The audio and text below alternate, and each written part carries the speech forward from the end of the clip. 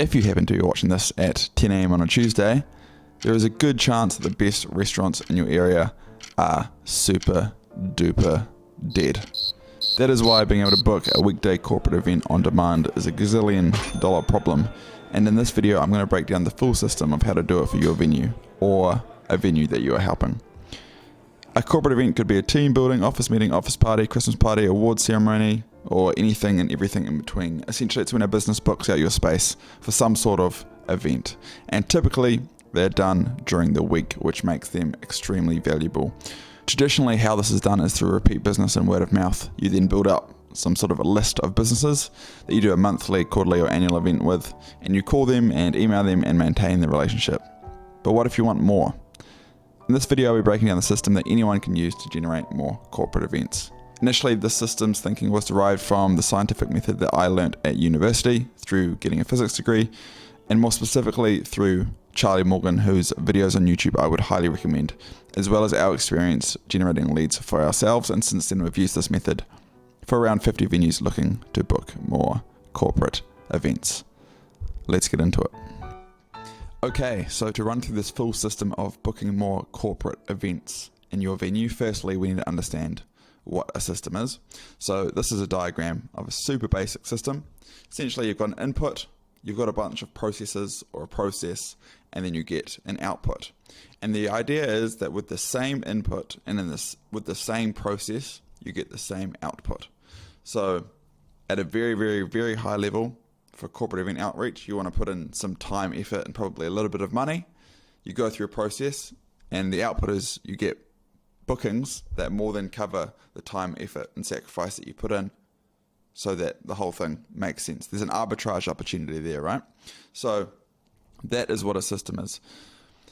Another way to think of it, a way that really helped me when I first was looking into this, was a recipe. So think about like a cake recipe, right? So you've got a bunch of ingredients, they're the input. You've got the process, that's the recipe. So the things that you need to do with the ingredients to get the output. The output, let's say, is a cake. So for example, you've got the ingredients: flour, carrot, egg. This can be a carrot cake, so oil, etc., etc. And then you've got the method. So you first mix the dry and wet ingredients, then fold the dry ingredients in with the wet ingredients, then, turn the cake, put the oven to 180 degrees, So you've got the method, and then the output should be the same cake every single time, as long as the method was followed correctly and the inputs were the same, okay?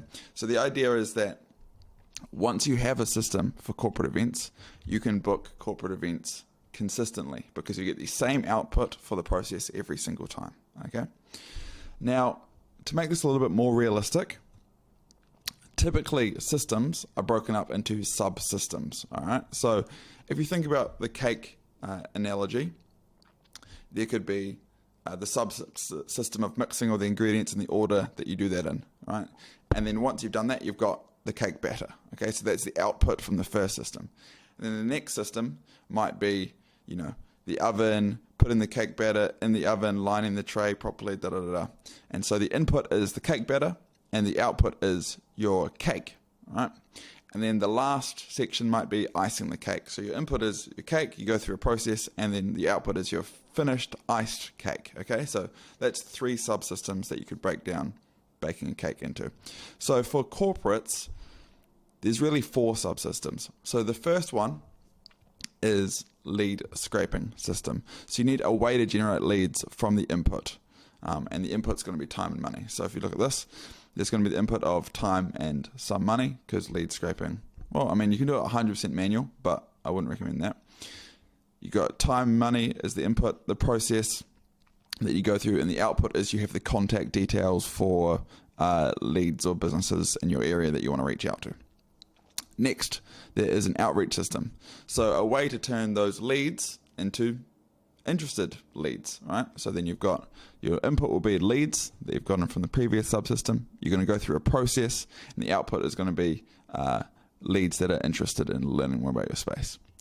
Then you've got an intro call system. So we always recommend getting these leads on the phone. That's pretty much the only way to do it. So then you're going to turn these interested leads into an opportunity to pitch. So you're going to call them, qualify them, build the rapport, etc., and then you're going to pitch. And lastly, their closing system. How to take bookings. How to take bookings. Let's change that. How to get bookings and take deposits. Right. So bookings. So typically we push for tentative bookings and a deposit. So I'm just going to put it in there. So really the corporate outreach system is broken down into these 4 subsystems. So now what I'm going to do is I'm going to spend a little bit of time on each of these subsystems and explain sort of how to actually implement it in your business, or if you're a marketer, how to implement it in a business that you are helping. So firstly, the lead scraping system. The input is going to be time and money, and the output is going to be leads contact details. So this is pretty much either email, phone number, or if you're doing LinkedIn scraping, it'll be like a connection, this sort of thing. So not a LinkedIn scraping, but if you're doing LinkedIn outreach. So you need a system to consistently generate leads. Unlike most scraping, so if you've done scraping out in the past, typically you do scraping by industry. So you want to find all the plumbers in the US and offer them your new plumbing SaaS product that helps them with their accounting, let's say. So if you're doing that sort of scraping, you'd reach out to all plumbers, right? So you're going to target by industry. What we're going to do is we are scraping by location, because typically for corporates, the number one determining factor, ideally they've got a team of 10 or more, and then the second most important factor is the location. Can they get there easily? Because most corporate events are booked by local companies. So I recommend doing a Google scrape. This provides the most local leads. However, many corporate businesses do not have key emails on their website, so I'd recommend using LinkedIn Sales Navigator as a way as well to scrape people based on location. So, for example, we're based in Grey Lynn, Auckland, and so if I looked up, a good example is lawyers, Grey Lynn, Auckland. If I go to a Google Maps scrape, so if I go Maps, and I go, so this is where we are, and so I'm going to pick a random one, Evolution Lawyers, let's say. So I'm going to go to their website, and just because of how lawyers are set up, typically you can get emails off their website, see? So you can get whomever. And so who's going to be practice manager, director. So you'd probably want to reach out to these 2 people. You could reach out to all of them, right? So if that's a Google scrape where you put in like your location and you're going to go through and pick up all these different industries and you're going to scrape their email addresses, and you can do it manually, or you can use a tool that I'll show you how to, show you what we use in a bit. But if you wanted to go Banks, Grey Lynn, all right? And there's a BNZ here. There's going to be no way to get the email address of the employees at this BNZ through Google, right? You're going to go to their big main website. Yeah, there's just no way to do that. So if you were to do something, if you were wanting to get banks or so many professionals, especially professionals that are more probably for what you want for corporates, those, big professional industries, you're going to have to find them on LinkedIn. So you're going to have to do what we call LinkedIn scraping. And you're going to typically use Sales Navigator to do that. So Sales Navigator. So I have a Sales Navigator account, a professional account, and I think they cost around $100 a month. So I would recommend getting one of those if you are serious about this. So then what you could do is you can go search, and we're going to go,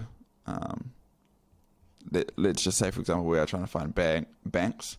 So we'd go current company, company type.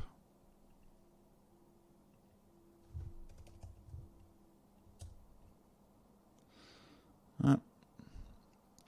And then we're going to go to geography, and you can put in postal code, and then Dominion Road, 1041. 1041. Auckland. All right. And then this targeting is nowhere near as location tight.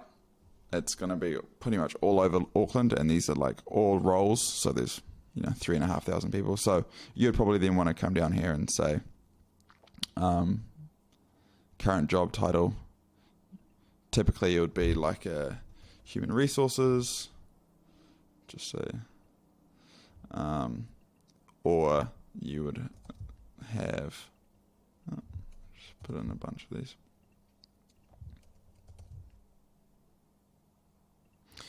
And then you'd probably mostly go after personal assistants and executive assistants.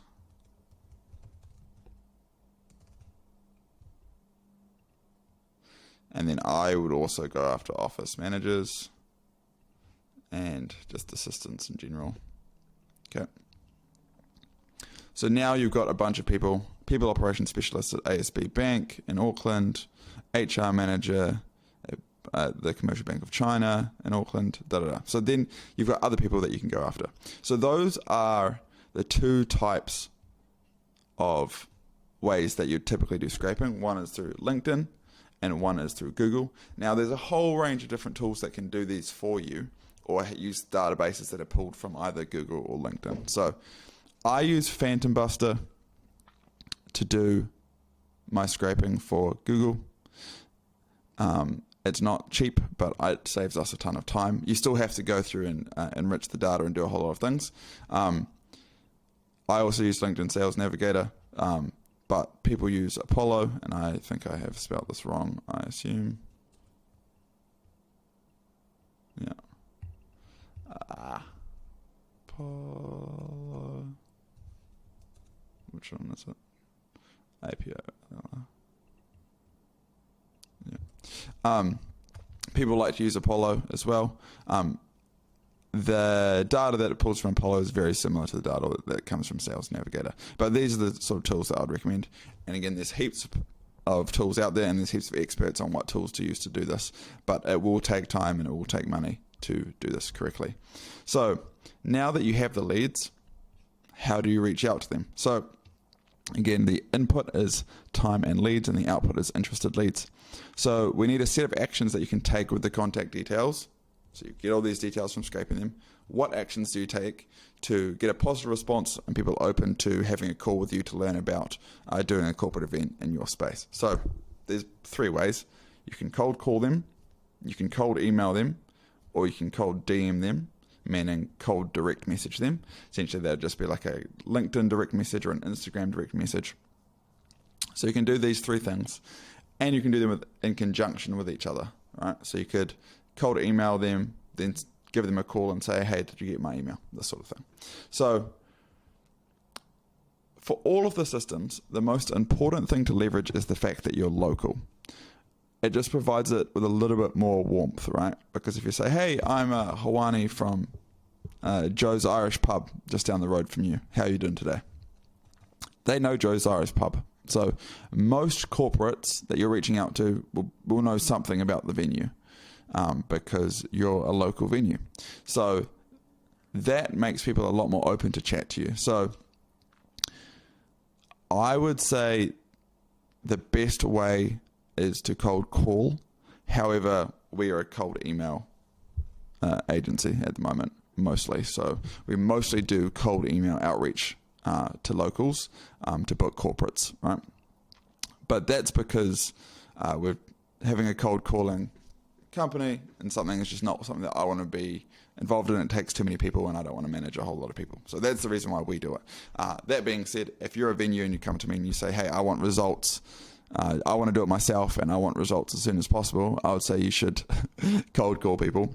And often we have calls with restaurants and venues that do cold calling, and that's how they get to book all their corporates. So I'm all for that. That being said, feel free to do cold emailing or cold direct messaging. As I said here, our speciality lies in doing cold email outreach to businesses, but other people have had success with LinkedIn DMs to corporates, and IG DMs to local smaller businesses. So yeah, so again, if you're reaching out to plumbers, they probably won't have a LinkedIn account, but they probably will have some sort of social account, and they definitely will have an email address. So pick and choose which ones you want to go with. And then in terms of what to say in these, we typically lead with the hook of, hey, we're offering free venue hire for local businesses at the moment. Do you have any events that you want to take use of this offer for? So we use with the hook of free venue hire for local businesses, and that seems to work well over the majority of businesses that we work with. So after you've done some outreach, you should get some interested leads. And now, how do you turn those interested leads into qualified primary leads? Because these leads are nowhere near ready to buy, right? They're ready to have a conversation about your space. So we do an intro call or a discovery call. You kind of interchange those words, intro call and discovery call. So this is where all venues fall down, I'm going to say. You need a way of building rapport with the prospect. Most venues are used to closing details with prospects with pre-built rapport. So most venues are used to form being filled on their website, salesperson gets an email, they go back and forth and finalize some dates and pricings, and then they're like, yeah, close the deal. It's like you kind of took an order. The deal was closed when they reached out to you because they reached out to you. Why did they reach out to you? They'd heard good things, they'd been there before, they'd had an event with you before, they wanted to buy from you. So you're really just taking the order. In the worst case scenario, they've messaged a few places and they're trying to find the right date and da-da-da-da-da. But you haven't really built any rapport with the prospect. The rapport's pre-built from you just being in business. So the prospects that you typically will get in touch with from this method, you need to build the rapport with them. So you do that through an intro call. And by asking them questions, getting them to open up, getting them to like you, essentially. And then either showing them around the space or booking in a review call, and we'll get to that in a second. So this is the script that we get all our venues to use, because if you don't follow the script, you don't close deals. So I'll go through it very, very quickly, because otherwise it'll take a while. So pre-meeting checklist. So we do email, so the salesperson needs to check the email before getting on the call and check the prospect's company website, just make sure they've got some background. And then this is how you typically open the call. Hey, is that first name? Hey, first name, this is Hawani from Joe's Irish Pub down the road. How are you doing today? Is now still a good time to have a chat for a couple of moments. Set the frame. The main mission for me is to see if there's anything that we have on offer at our venue which could be beneficial for you guys. Also share some info that could be helpful. Are you okay if we have a quick back and forth about that first name? Right, so you're asking for permission to have a chat, and they'll say, yeah, okay, no worries, go for it. Cool, have you been to the venue before? So this is going to determine a bit, because if they haven't been to the venue before, you obviously have to paint the picture of the venue. And if they have been to the venue before, then that's typically a good sign, because if they're interested in learning more about the space and they've already been there, then they're already a bit further down the buying decision. Okay, fantastic. Good to know what brought you in. So rule of thumb here is you want to be speaking 30% of the time. You want them to be speaking 70% of the time. You want them to be opening up and talking the majority of the time, and you want to just be sitting back and asking questions. Right? So that's how you build rapport. People like hearing the sound of their own voice. People like talking. If you have a conversation with someone and you've talked the whole time, you're like, man, that was a good conversation. I really like them. So you want to be getting them to open up, all right? As well as qualifying them to see if they are a good fit for your space. Okay, cool. Identify the need. Do you have a particular event in mind that you're planning? Yes. Okay, great. Tell me a bit about what you had in mind. Get me caught up to speed on where you're at in the event planning. How did you envision the event going? What is the reason or the occasion for the event? So again, you're getting them to open up, dig deeper, and then you ask follow-up questions. Okay, so tell me more about the team. Do you guys need any wheelchair access? Like, is there going to be children there? Like, what are you, So tell me more. And this is just where you can take notes, because you want to repeat the key phrases or keywords back to them at the end to make them feel heard, okay? Quick fire logistical questions, if not answered during the deeper dive. Do you have a rough number of people, rough date, And then you want to recap using the phrases that you've taken down here. Based on what you've told me, there are a few things which we have at the venue which could be a good option for you guys. Can I share some recommendations? Yeah, cool. Okay, so what similar venues in your situation have done? and then you give them some high-level recommendations, and then temperature check. Does that sound like something that could be a potentially good fit for you guys? Is there anything specific there that stands out to you? Okay, awesome. In that case, definitely have some options which could be a good fit.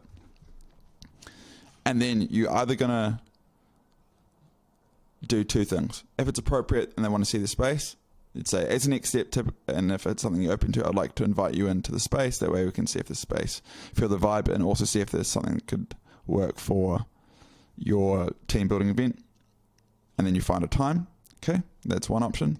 Second option is you go for the review meeting and say, if they've been there before, you typically go for a review meeting and say, like, what I can do is I can put this in an email, send it to you. You can have a look at it over with your team, and then we can tee up a chat maybe in like 2 days' time to just jump on the phone and see if it all makes sense and if you've got any questions, right? So those are kind of the two options, right? You'd agree on a time and then you'd book them in, and we use Calendly, but you don't have to use Calendly. Just you'd have to schedule them in with a software that is going to show up on their calendar and send them reminders, okay? So now you have done this, and you've got either people coming in to view the space, or you've got review meetings. And on those review meetings, or when they come in and view the space, is typically when you are going to do the fourth step, which is close. So this is where you get qualified primed leads. So at this stage, they're qualified and primed, and you are going to essentially be looking for deposits and bookings. So it is astonishing how often venues do not do this, but they get to this point and then they say, okay, great, I'll email some other stuff over and then get back to me if it sounds like it could work, okay? And you've just left the ball in their court, and they just go off into the world and you never hear from them again. So you always need to book in a review meeting or you need something in the calendar coming up. And then on that meeting, you're going to say, hey, would you like to tentatively book the date? And if they say, yeah, then that's great, and then you take your deposit. So you have to ask for the close. And typically, if you wanted to make it really soft, you ask for a tentative booking. Just be like, hey, so typically what someone would do in your guys' situation is they'll tentatively book the date, and then you pay a deposit now, and that deposit's refundable up to 2 weeks beforehand. So if something happens and your world goes crazy and you guys can't do it, no problem at all. Just let us know 2 weeks in advance and you get the deposit back. How does that sound? And they'll be like, yeah, no worries, let's do that. Sweet, easy. So those are the 4 subsystems, okay? Now the scientific method, okay? So by breaking this down into subsystems, you've got little clumps where you can then identify where the issue is, meaning that if you are getting lots of good leads, you are doing the outreach and you're getting lots of interested leads, but you're not getting any primed qualified leads, then there's an issue with the intro call system. Or if you're getting lots of interested leads, if you're getting lots of leads, contact details, you're doing the outreach and none of them are interested, then there's a problem with your outreach system, okay? So by breaking it up into subsystems, you can identify which of the subsystems is the problem. Once you've identified the problem, you're going to change one thing with that subsystem and retest. Track your results, retest, and see if it gets better or worse, okay? And then you want to repeat that until it meets your requirements. And to give you some sort of overview on how it is for us, again, we do things in a specific way. So we're doing emails. So just bear that in mind when looking at this. So we'll scrape 1,000 leads, and from that 1,000, we'll get 25 interested. And from that 25, we'll book 15 intro calls. And from those 15 intro calls, it's typically about 4 closed deals. So per every 250 leads scraped, we typically get a closed deal. So that is kind of the numbers that we're working off for us. And you can probably have a look at that roughly to see how you guys are tracking. So that's a full overview of the system to book more corporate events in your restaurant or your venue or your brewery or your bar. So hopefully that makes some good sense. If you've got questions, just let me know in the comments below and I'll do my best to get back to you as soon as possible. Peace.